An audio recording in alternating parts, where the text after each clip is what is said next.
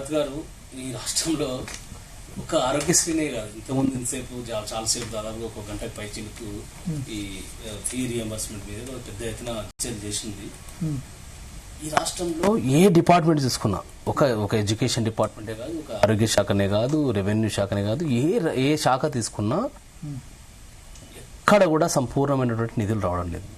దాదాపుగా ఈ ప్రభుత్వం ఏర్పడినప్పటి నుంచి విద్యాశాఖకు కానీ ఆరోగ్యశ్రీకి కానీ ఒక్కటంటే ఒక్క రూపాయి చెల్లించినటువంటి పాపాన పోలేదు. మరి ఎలా పేద విద్యార్థులు చదువుకునేటువంటి ఫీ రియంబర్స్మెంట్ కానీ పేదలకు అది, ఎందుకంటే ఈ రెండు పథకాలు కూడా కాంగ్రెస్ ప్రభుత్వం స్వర్గీయ రాజశేఖర రెడ్డి గారు ప్రారంభించినటువంటి పథకాలు. ఆ పథకాలకు ఈరోజు కాంగ్రెస్ ప్రభుత్వం వచ్చిన తర్వాత కేసీఆర్ గారు కొనసాగించారు, అద్భుతంగా రాణించారు. కానీ మళ్ళీ కాంగ్రెస్ ప్రభుత్వం రేవంత్ రెడ్డి గారు వచ్చారు, అది తెలుగుదేశం కాంగ్రెస్ అయిపోయింది. కాబట్టి ఈ రాష్ట్రంలో ఆరోగ్యశ్రీని పండబెట్టి ఈరోజు పడకేసింది ఆరోగ్య శాఖకు. ఈరోజు ఆరోగ్య శాఖనే వైద్యం చేయాల్సిన శాఖ, దానికే జబ్బు వచ్చిందంటే ఇంకా ఈ రాష్ట్రంలో ఎవరికి చెప్పుకోవాలి? ఇప్పటి వరకు 1400 కోట్ల రూపాయల పెండింగ్ ఉన్నాయి. ఇలా ఆరోగ్యశ్రీ బిల్లులు పెండింగ్ ఉన్నాయి. ఈ యొక్క ఈ ఆరోగ్య శాఖకు ప్రతి నెల 535 కోట్ల రూపాయల నిధులు అవసరం ఉంటాయి.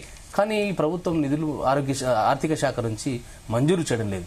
ఇప్పుడు జూనియర్ వైద్యులు కావచ్చు, అదేవిధంగా పీజీలు చదువుకునేటువంటి విద్యార్థులు కావచ్చు, స్టైఫండ్స్ ఇచ్చేటువంటి పరిస్థితుల్లో జూనియర్ విద్యార్థులను కూడా ఈరోజు జూనియర్ విద్యార్థులు కూడా దాదాపుగా జుడాలు కూడా సమ్మె చేసినటువంటి పరిస్థితి. వారికి చెల్లించాల్సినటువంటి బకాయిలు చెల్లించడం లేదు. తర్వాత జిల్లాలో ఉన్నటువంటి మందుల హాస్పిటళ్లకు, జనరల్ హాస్పిటల్స్ కి సరైనటువంటి మందులు సప్లై చేయడం లేదు. ఈ ప్రభుత్వం మొత్తం ఎక్కడ కూడా పూర్తి స్థాయిలో విఫలమైపోయిందని చెప్పవచ్చు. ఎందుకంటే దాదాపుగా 1019 కోట్ల రూపాయలు ఔషధాలు కొన్నటువంటి కంపెనీలకు చెల్లించాలి. ఆరోగ్యశ్రీకి సంబంధించిన ప్రభుత్వ ఆసుపత్రికి ఏదైతే హాస్పిటల్స్ ఉన్నాయో ఆ హాస్పిటల్కి 1400 కోట్ల పైచిలకు చెల్లించాలి. అదేవిధంగా అవుట్ సోర్సింగ్ కాంట్రాక్టులకు దాదాపు 6 మాసాలంటే కూడా జీతాలు ఇచ్చేటువంటి పరిస్థితి లేదు. జుడాలకు అదేవిధంగా పీజీ చదువుతున్నటువంటి స్టైఫండ్స్ ఏదైతే ఇస్తున్నారో ఆ స్టైఫండ్ కూడా దాదాపు 6 మాసాలు అయితే కూడా ఇచ్చేటువంటి పరిస్థితి లేదు.